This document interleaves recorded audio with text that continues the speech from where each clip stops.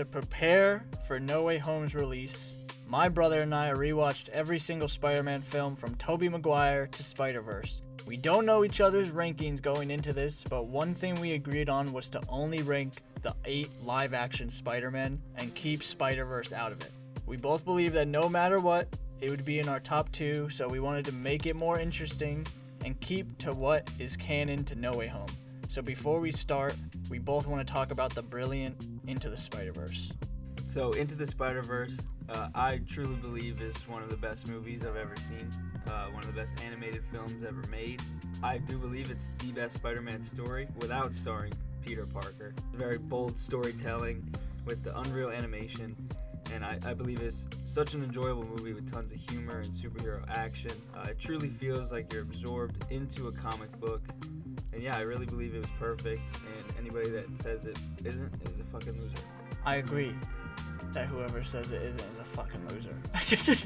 Well, Into the Spider-Verse was the last one I rewatched before we went to see No Way Home, and you know how I feel about it because the moment it ended, I texted you, yeah, it's the best. There's so much care that goes into this film.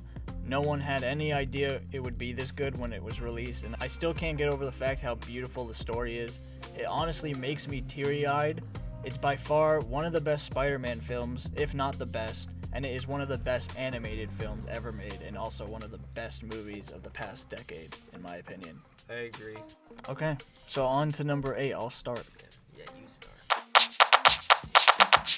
I remember really liking Amazing Spider-Man when it first came out. I'm pretty sure I rewatched it at least 5 times. But when I went back and revisited it, I was sorely disappointed. I think this is the weakest of the Spider-Man movies. I know a lot of people like Andrew Garfield, but I don't really like him that much.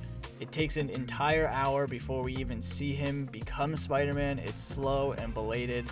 I love Andrew Garfield as an actor, but not as Spider-Man / Peter Parker in these movies. I think they just are way too long and don't get into his story. They're trying to set up too much because Sony fucking sucks. Peter Parker isn't a goddamn skater boy, okay? I hate that he's like getting googly eyes from girls the entire movie. He's a fucking nerd in the comics. Keep to the fucking nerd shit. He's literally a cool kid, which is not accurate at all. I like that they went with a more low-key villain with the lizard, but his whole vision and need to turn the city into lizards as well sucks. Like, he is immediately evil. I got triggered more than anything while watching this again, and out of all the films on this ranking, I'd most likely not go back to this one. I know some people don't like it, or some people like it, and I do agree with Christopher on the Andrew Garfield Spider-Mans, but there's things in Spider-Man 3 that ruin it for me. When I think of the movie, all I think about, insert clip, is this goddamn stupid ass piece of shit scene that they do with Toby Maguire. They make him look like an idiot. He pulls his hair down like a fucking loser. And I don't know if they meant, if this is what cool is to them, but literally that's the only thing that comes to my mind when I think about that movie. And for that, I had to rank it last. There's too many characters and plot lines. I do believe it could have been perfect without the studio getting in Sam Raimi's business. And there was way too much hype about it if you think about it, because the second one was so good. And for them to come out and do something like this when everyone is expecting way more. And yeah, it was just too cringy for me to rank over Garfield, even though Garfield ones aren't perfect. I think this is incredibly more entertaining than the first Amazing Spider-Man. Yes, it's not as good as in a film, but I would watch this any day over the first one. There's a lot of stupid shit going on. The Rhino inclusion. Sony is trying to shove the Sinister Six in our face. Harry becomes the Goblin at the last second. Electro's teeth getting fixed. So dumb. Peter's father being a goddamn secret agent of sorts. It's a whole bunch of crap, but within the crap is a lot of highlights. The Spider-Man scenes here are superb, showcasing his witty humor and desire to do good.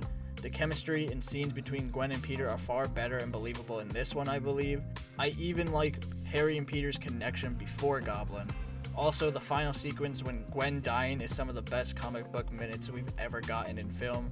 So yeah, it's not great, but it is very enjoyable to watch.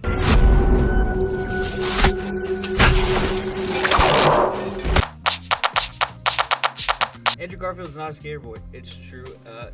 I do love him as an actor, but I think Peter should not be changed from his personality that's in the comics, and I'm fine with changing some things from the comics, but this is one thing that shouldn't be changed. He was a little too cool.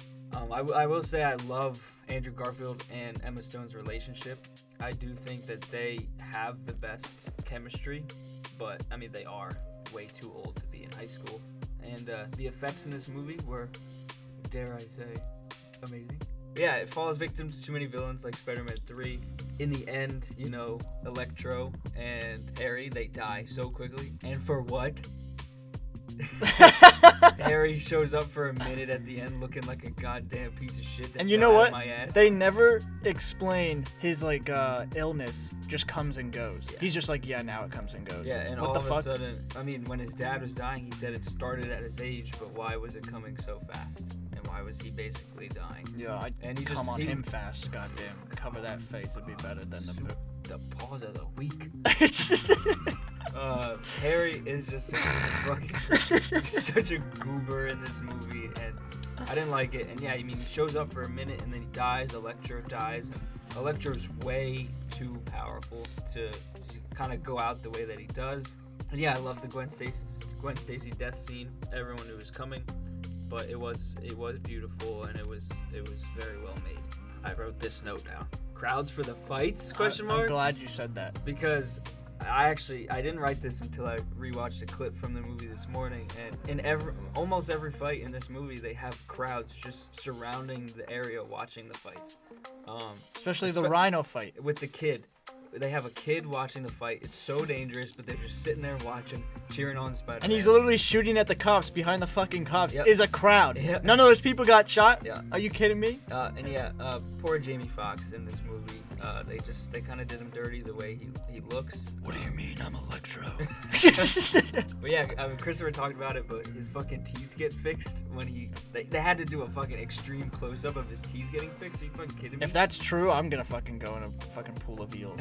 But yeah, it was just way too busy for me, and for that, it's my number 7. I like your note that says "fuck Harry." Yeah, fuck Harry Osborn. He looks like a fucking doofus. My number 6 is Spider-Man 3. People kick Spider-Man 3, including Griffin, down so hard, it hurts me. I remember growing up, and I don't recall if you recall, but we probably watched this most out of all the Toby's trilogy. Because of the hype. Not even the hype, we watched it at home all the time. As a kid, I loved Venom, but as I've grown older, I've realized how ridiculous his inclusion is. Sam Raimi didn't even want Venom, and you can feel that his addition is weird. I stand by the fact that if the Black Suit storyline / Venom storyline were completely taken out of this, it would be one of the greatest Spider-Man / comic book movies ever made. On a side note, though, I love that scene where Peter is ripping off Venom. But yeah, Harry's rage has been building up the entire trilogy, and to see it come to fruition is incredible storytelling. Sandman as a villain is honestly in my top 3 Spider-Man villains ever, until now after No Way Home.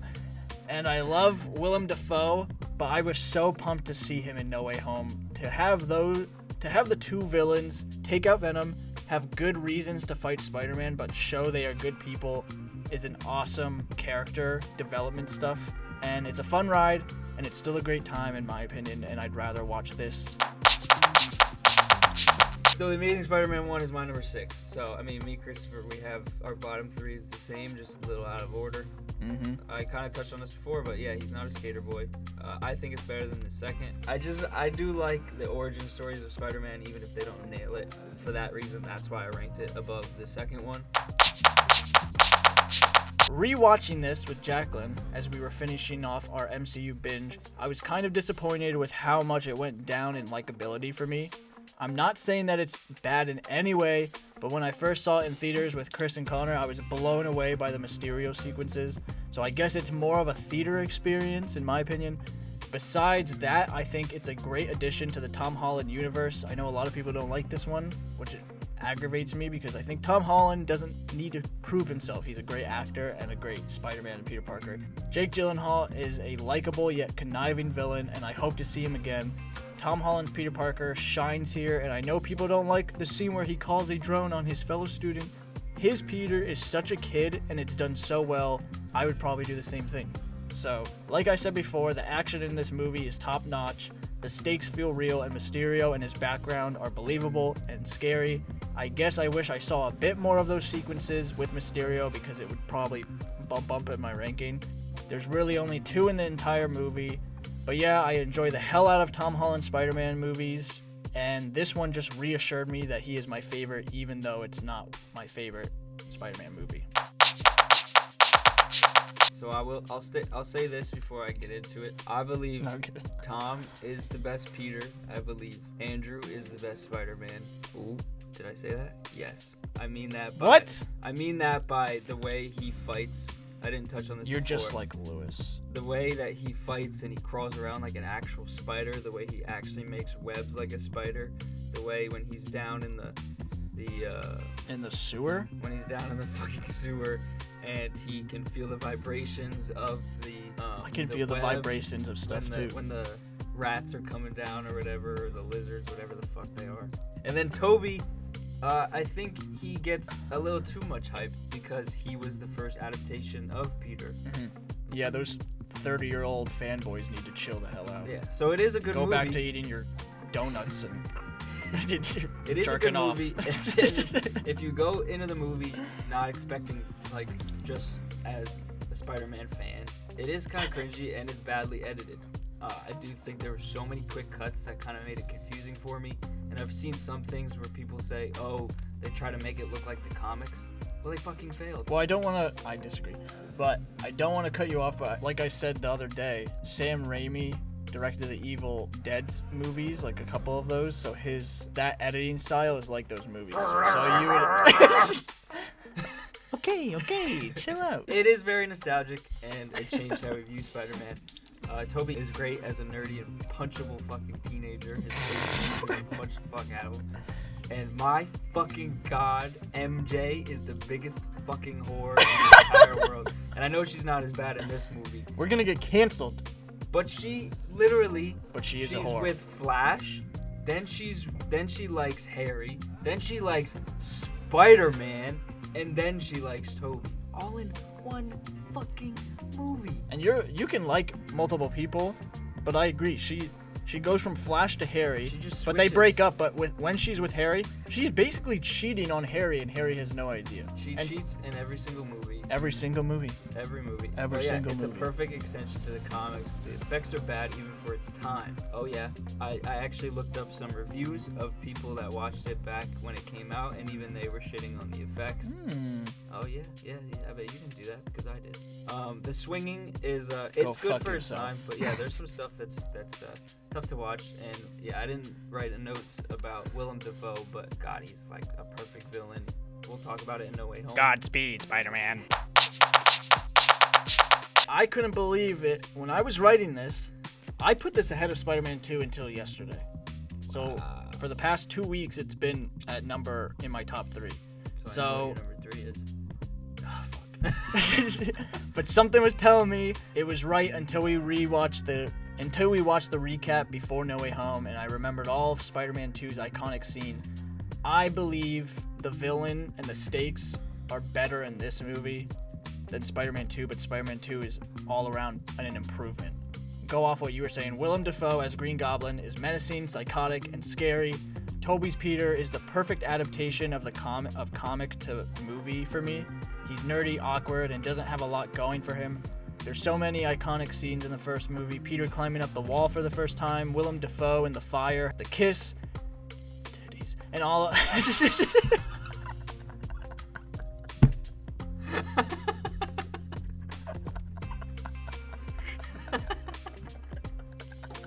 and out of all the Spider-Man movies on this list, it has the most raw fight in the end to date. Toby's Spider-Man gets his ass handed to him. He's tattered up, bruised, broken, and bloody, and so is Willem Dafoe's Goblin. It's such an intense and visceral fight that it feels real and tangible. I love it so much, and that end where Peter has MJ coming to him and he decides that he can't be with her, I love it. And that's truly Spider-Man, in my opinion. That's a great end. One of my favorite ends to the Spider-Man movies. Whatever life holds in store for me, I will never forget these words. With great power comes great responsibility. This is my gift, my curse. Who am I? I'm Spider-Man. I love this movie. I wanted to rank it. Oh, you high. love it? Go marry it. There was a lot of just cool scenes in this movie that made me love it, and for that I couldn't rank it higher than other movies because it didn't make me feel the way those ones did. Jake Gyllenhaal is awesome, and he's a great villain, and I love him as an actor, and I think he's very well casted, and he just played his role very well. I think Peter and MJ, they work really well together, and they're a way more realistic teenage couple than the other couples in the other movies. I'm not the biggest fan of Zendaya as MJ, or I wasn't until this movie. You could see it I agree. a lot better in this movie than in Homecoming. And I mean, when they have their kiss scene, I think that's the most realistic. Yeah, that was like me and Jacqueline's first kiss. She backed away. Alright, enough of your fucking She shit. never really loved me. Yeah, his Peter his Peter Tinkle scenes in the You don't end. want to talk about that with me? Moving on. His Peter Tinkle scenes in the end are so fun, and they honestly get me hyped up when he's fighting. Oh, that end scene. Yeah, Scene. when he's fighting him in the hallway or whatever they're in. It's just kind of nuts. You get goosebumps. I wish Marissa Tomei would throw a banana in my face. We're not gonna talk about that. But same. Tom is the best Peter Parker. Fuck the old timers. That's what I have to say. Fuck all my friends too who don't agree. Yeah, fuck Lewis. Yeah. I'll allow it. Yeah, it was not as good. It was not as good as the first film with Tom Holland. For me, it didn't really leave me as excited like the other ones did, other than the end credit scene. And yeah, for that, it's my number 4. Right? You deserve that.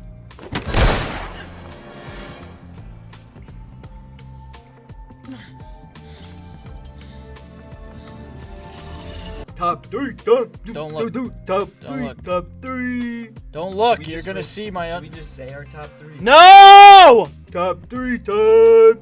Well, we now we know that we have the same top 3, but we don't know how to rank. Don't look. I changed it last second. Spider-Man 1 was ahead. When I started rewatching these movies, remember when I texted you after this, I said I couldn't believe how well Spider-Man 2 held up. I realized while watching the Sam. Oh my God! I realized while watching the Sam Raimi trilogy that I have not seen these movies in at least 7 to 8 years. Now I understand why there are so many people hyping up Toby Maguire. I truly forgot. So yeah, while writing this, I had Spider-Man 1 higher on my list, but something was telling me I like Spider-Man 2 a bit more. I think the sequel is superior comic book filmmaking. Doc Ock is one of the greatest comic book villains in movies of all time. He's also just, I would scratch that and say he's just one of the best characters in a comic book movie, not just a villain. The effects are amazing. The famous train scene is outstanding. The end fight and the sacrifice is so great. But I think what bumps this just below the first Spider-Man is that Peter gets everything he wants in the end. So that's why I had it before, but I changed it. Yes, he loses a mentor, and yes, he has to deal with Harry in the next movie, but MJ chooses him, and he is happy by the end. But his existential crisis that he goes through, I felt more after watching that recap, so that's why I bumped it up. I feel like he did go through a lot in this movie, so there's something so raw with that first Spider-Man that I love a little bit more than this, but Spider-Man 2 is just... Fuck MJ. Okay. Yeah, she literally leaves her man at the altar for Toby, and Toby's like, okay. She leaves her other boyfriend for Spider-Man, and then leaves Spider-Man because he's fucking Spider-Man. J. Jonah Jameson had to say, don't take the caviar out of the fridge. My number 3 is Spider-Man 2, just like my big brother. This old piece of shit is so fucking good. He wrote that down. He wrote that down, everyone. That is not just him saying that. So yeah, Christopher's definitely explains it better than me. It's still cringy and bad editing. I don't agree with that. I don't agree with that. I think it's cringy. It's cringy. I wouldn't say bad editing. There's just some editing that makes me think, what the heck? There's some bad. I think there's bad line delivery, with Harry coming out of like him becoming Doc Ock, and he's like, "My life is ruined, but there's still Spider-Man." You know what I'm talking about? I know a lot of people say this is the best Spider-Man movie, but the cringe that there is in it is just a little too much for me to rank it higher than my number 3. I love the ripping of the suit in some of the scenes and the emotion that Toby shows. Fuck MJ. James Franco is awesome, and I love his character arc. And nothing beats Doc Ock. He's a perfect villain. He goes out like a fucking champ. You said Doc okay. That's what you spelled. I don't know how to spell it. He goes out like a fucking champ. I'll say that. I mean, and he didn't really go out as a villain. It's one of the best superhero movies of all time. And this is gonna take me forever to edit. It's the train scene, man. Make a motherfucker cry. Why don't you, Sammy Raimi? Make a motherfucker cry, because that's what you did to me.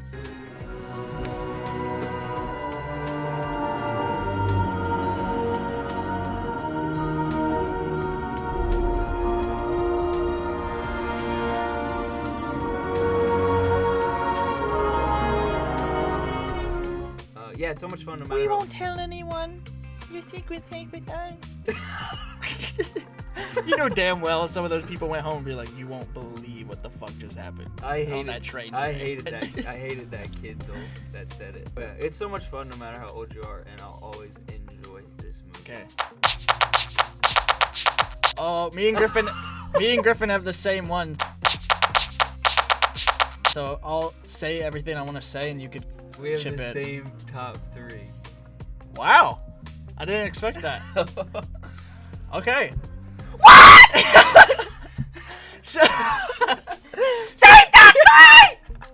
So my number 2, or our number 2, is Spider-Man: Homecoming. It's perfect. I love this movie. I know some of my friends don't agree, so the viewers are probably like, how is this the best Spider-Man 2 when you just praise the fuck out of villain? What the fuck? Well, Homecoming feels so close to home to me. Pun intended. Before Homecoming, I wouldn't have considered myself a big Spider-Man guy. In fact, I'd shit on him whenever he was brought up in my geek convos with my friends. But Homecoming showed me how vulnerable Peter can be. Tom Holland does so well as a true kid, showing that he honestly cares more about getting the girl he likes and impressing the man who he looks up to than being a hero at first. The hero's journey in Homecoming is by far my favorite of the Spider-Man movies. Until now. Tony taking away his suit was a great nod to the iconic Ben Parker line when he goes to save the day with his homemade suit. I've never been more pumped in my life! I cried in theaters when the rubble fell on him and he screamed for help, but realized he was strong and could do it himself. Even the fight against the Vulture at the end shows how honorable Spider-Man is when he saves his life. To go on a tangent on Vulture, if I can, Michael Keaton kills it. Hey, yeah, you can. Thanks. He has a good purpose for what he needs to do, and he actually scares the hell out of me. I remember seeing the twist in theaters for the first time when he opened the door for Homecoming, and I literally gasped. But yeah, to get back on track, Marvel could have easily made a basic MCU movie with the introduction of Spider-Man, but they made one of their best films, in my opinion. Like, I would put this in my top 3 MCU movies. I don't care what the haters say. I love that Iron Man is his hero. I like that Tom Holland's Spider-Man struggles to live in a world with other superheroes while trying to save the day on his own. The end where he decides to stay on the down low shows how great the character of Peter Parker truly is. He cares about the little guy and is doing what's right. He doesn't want fame. He just wants to help.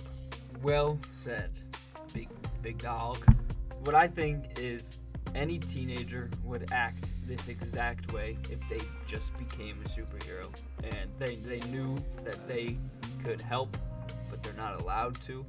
I just think it's perfect. He's vulnerable. He has to grow up, and at the same time, he just wants to be a kid and have a life.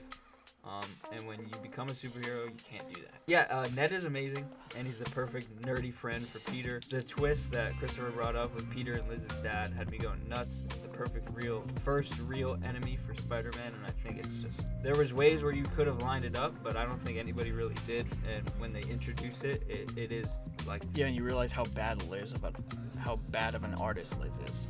Because he has that picture in the beginning. Yeah, learn how to go to fucking art school, you dumb bitch. Other than when Michael Keaton kills one of his members, like real quickly, nobody really dies in this movie. That annoys me, but it's whatever. Because I like that actor. That's whatever. Well, yeah, but yeah, nobody dies, and I think it works. And I don't think people even realize that until I just fucking said it. You're welcome. Robert Downey Jr. has the perfect father mentality. Holy shit! I never realized. Oh my god. Robert Downey Jr. has a perfect father mentality to Peter, and Happy is annoyed by how excited Peter is to help, and I think that's very realistic. I also think Flash is a more believable bully, as he's not really just the cool kid. He's just more popular than Peter. Yeah, to kill the stereotype, I like that. Penis Parker. What'd you just call me? Penis Parker. You just Penis. Penis. Yeah, I can rewatch this over and over, and I have 417 times. Our number one is Spider-Man. No Way Home. Seriously? You can't just fucking say it? Is No Way Home. I didn't agree with putting it at number one when I saw it Thursday night. Either. But yeah, I'll let you go first. So I don't know about Christopher, but I left a spot in my list open, and I will say that I left my number 2 spot open. Well, let me read my first sentence. Now that you said that, I said a week ago when I made this ranking before I saw No Way Home, I left this spot, the number 1 spot, open specifically because I thought it'd be the best. I don't think I overhyped myself this bad since Batman v Superman, but once I saw opening night, I was somewhat disappointed. I wanted it to be the best MCU movie ever, but it wasn't. So when we went to see it together last night, my second time and your first, I was relaxed and realized how perfect it truly is. Yeah, so I didn't want to rank it higher than Homecoming until I saw it. I didn't think it would be better. And then when I got home and I just kind of, rewatched some scenes and I looked up stuff about it and I was like, holy shit, this has to go in my number 1 spot. Yeah. Daddy likey. Fine. Yeah, I believe it was perfect. Oh my god, I need to see it again. Let's go see it right now. The scenes with his Spidey senses, the 3 Spider-Mans fighting together, and Andrew Garfield saving Zendaya. It was crazy. I wrote that. I think it's the end game of Spider-Man, except this was Peter's origin story. I agree with that. That's a good, yeah, I agree. That's a good At way the to end put of it. this movie, he becomes Spider-Man. He doesn't need anybody else. He's truly by himself, and now he's Spider-Man. We basically said the same thing. Yeah, Toby and Garfield, when they were brought in, it was perfect. It didn't feel forced. I was super during the first hour of the movie, I was very confused on how they were going to bring them in, and I was kind of nervous that they would make it, kind of weird. But the way they did it was awesome. Willem Dafoe is just crazy. It just makes you want to watch all his other movies. He's fucking awesome. The scene where he's laughing while getting punched in the face genuinely scared me. Yeah, my theater was just freaking out that he was becoming Goblin, but our theater last night, I liked that reaction better because it wasn't screams, it was people being holy shit. It was people holy shit, he's laughing, like they were all scared just like it should be. Yeah, he truly didn't give a fuck about Peter, and I thought it was just... I'm sorry to people who are watching this. If you did make it to the end, I'm glad you're watching, but I'm sorry that I don't have these clips to show you because it's still out. I wish I could show that scene. I fucking love that scene so much. It's so good. Tom lost everything. It was super emotional. I wrote this little note that he went from Iron Man Jr. to Spider-Man. And this honestly makes me rethink the Garfield movies. He was always great. We wrote the same shit. I wrote everything you're saying is what I said. You'll see. He was always a great actor, just not his plots and stuff. But I mean, I think he honestly was the best Spider-Man in the scenes that he was in. He was funny, the humor was great, and it really was perfect. And it was an amazing experience. And I'm usually not like Christopher, where I really want to go see a movie again, but I really want to go see this movie again. And I'm gonna make excuses to go see it again. And I'm gonna make mommy give me some money so I can go see it again. I think the second time seeing it was my favorite experience because our theater was crazy, like Endgame theater experience, like people screaming and stuff. But seeing Jacqueline like sob because she was so invested with Tom Holland Spider-Man, and seeing your mouth open, like when like the Spider-Man came out or that last fight, like that got me hyped to see the people I care about freak out. It's not the best MCU movie, but it is the best Spider-Man movie. After seeing it again, I can't not be said that it's not the best Spider-Man movie. I would rank this over Spider-Verse. Okay. That's interesting. I don't know if I would. I gotta rewatch Spider-Verse again. Everything works so well, and it is unbelievable it does. Seeing this the first time, I was completely overwhelmed by the fact that all of these past characters were in the movie, but the second time around, I was just in awe that the story was so good. Willem Dafoe, like Griffin said, kills it as Goblin. His fight in the apartment building might be my favorite one-on-one fight in all of the MCU. Christopher mentioned it to me before, but Tom Holland's Spidey senses when he's walking around that condo with the whatever you call that rig with the dolly zoom on him, and then it's just like where he just walks around knowing something's up, and then he hits Goblin with his webs. It's so good. Crazy. From the moment his spider sense hits to the final moment of Peter standing in front of the billboard in the rain, that is one of the best movie sequences, especially in a comic book movie, I have ever seen. And I read somewhere on Twitter like yesterday before we went to go see it that that whole sequence is amazing. The inclusion of the other Spider-Men done extremely well, and Andrew Garfield show me how good he really is as Peter, and I rethought my whole list too after this. I still agree with his movies being my bottom two, but I think Andrew Garfield deserves like a third movie because he shows how emotional his journey really is. No Way Home is the most emotional story of one character I've seen from a Spider-Man movie and in an MCU movie. Probably ever since I can't think of another. Spider-Verse has a really good like growth of character, but like this is like he really gets everything lost. Like he needs to go through he goes through such an emotional journey and growth that it's incredible. It's hard to put it.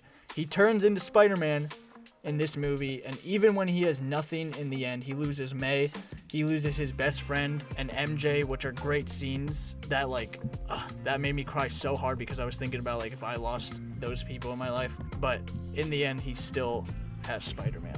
He has that rageful moment, and Toby teaches him what it means to be Spider-Man.